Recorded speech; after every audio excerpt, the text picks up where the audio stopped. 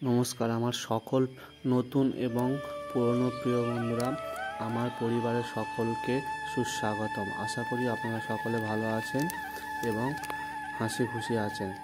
আজকে আপনাদের দেখাবো ফুলকপির বীজতলা কিভাবে রোপণ করতে হয়। ফুলকপির বীজতলা রোপণ করার জন্য প্রথমে এমন মাটি নির্বাচন করতে হবে যে মাটিটা অল্প ভিজে এবং একটু শুকনো ভাব থাকবে, যেটা কোদাল দিয়ে ভালোভাবে খুঁজে নেওয়া যাবে। তো মাটিতে আমরা প্রথম 10-26 সার ছড়িয়ে নিয়েছি অল্প পরিমাণে, নিয়ে মাটিটাকে ভালো করে কোদাল দিয়ে খুঁজে ওই সারটাকে মাটির মধ্যে মিশিয়ে নিয়েছি এবং মাটিটাকে খুব ভালো পরিমাণ ছোট ছোট করে মিহি করে খুঁজে নিতে হবে, যাতে করে দানাগুলো খুব মাটির ভিতরে না চলে যায়। এবং মাটি বেশি পরিমাণ ডিপ করলে হবে না, হালকা হালকা ডিপ করে মাটিটাকে খুঁজে নিয়ে সারটাকে মিশিয়ে নিতে হবে। মিশিয়ে নেওয়ার পরে হালকা একটু ঝুড়ো মাটি একটা পাত্রে নিতে হবে, নিয়ে বীজের প্যাকেট কেটে ওই পাত্রে ঢেলে দিতে হবে। ঝুড়ো মাটির সাথে ভালো করে মেশাতে হবে, এত ভালো করে মেশাতে হবে যাতে প্রত্যেকটি মাটির কণার সাথে ওই দানাগুলো মিশে থাকে, কোথাও যেন তাল পাকিয়ে না থাকে।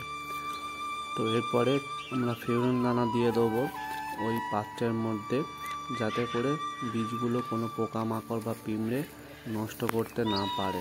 ওই বিষের প্রক্রিয়ায় বা গন্ধে কোনো পোকামাকড় আসবে না, সেই কারণে ওই ফেরন দানাগুলো মেশানো হবে। তো এবার কীভাবে মেশানো হচ্ছে দেখুন।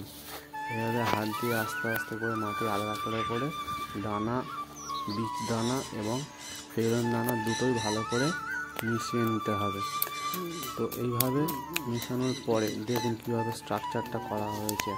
এর উপরে পাতলা কাগজ চাপা দেওয়া হবে, সেই জন্য মাঝখানে একটি পাইপ দিয়ে উঁচু করা হয়েছে এবং দুধারে নিচু করে দেওয়া হয়েছে। ঢাল হবে, হলে জল ভালোভাবে কেটে যাবে। তো আমি মাটি কোথাও একটু ডেলা আছে বড়, সেই মাটিগুলোকে হালকা হালকা ঝুড়ো করে নিচ্ছি। কোথাও ডেলা থাকলে হবে না, মাটিটা ভালোভাবে একটু ঝুড়ো করে নিতে হবে। তো পুরো স্ট্রাকচারটার মধ্যে যেখানে যেখানে বড় বড় ঢিল আছে সেগুলোকে আমি কাঁটা দিয়ে বা দা দিয়ে মেরে ভেঙে ছোট ছোট করে দিচ্ছি। বীজ যেখানে বপন করা হবে সেখানকার মাটি যত ঝুড়ো হবে সেখানে বীজ ভালোভাবে বপন করা যাবে এবং সেই বীজের গাছও ভালোভাবে মাটি ফুঁড়ে বেরোবে। দেখুন কীভাবে মাটি মেশানোর পরে বীজের সাথে সেইগুলো ছড়িয়ে দেওয়া হচ্ছে এই বীজতলার মধ্যে। সমানভাবে সমস্ত জায়গায় ওই বীজ দানাগুলো সমানভাবে ছড়িয়ে দিতে হবে। দেওয়ার পরে এইভাবে প্লাস্টিক দিয়ে বেঁধে দিতে হবে। প্লাস্টিক বাঁধা হয়েছে তার কারণ এখন তো বর্ষাকাল, খুব পরিমাণ বৃষ্টি হলে বীজতলা সব দানা ধুয়ে চলে যাবে, মাটি ভিজে কাদা হয়ে যাবে, তাতে বীজ বেরোতে অসুবিধা হবে। সেই কারণে এরকম প্লাস্টিক দিয়ে ছাউনি করে দিতে হবে।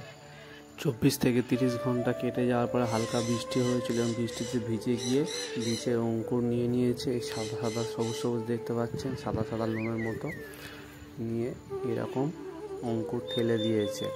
খুব তাড়াতাড়ি বীজ গাছ এসে গিয়েছে। জায়গাগুলো এখনও চারা বেরোতে দেরি আছে।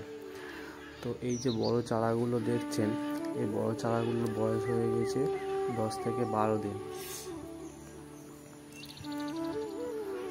তো ভিডিওটি কেমন লাগলো আপনারা জানাবেন, লাইক করবেন, সাবস্ক্রাইব করে দেবেন চ্যানেলটিকে। এরকম আরও ভালো ভালো ভিডিও পাওয়ার জন্য। ভালো থাকবেন।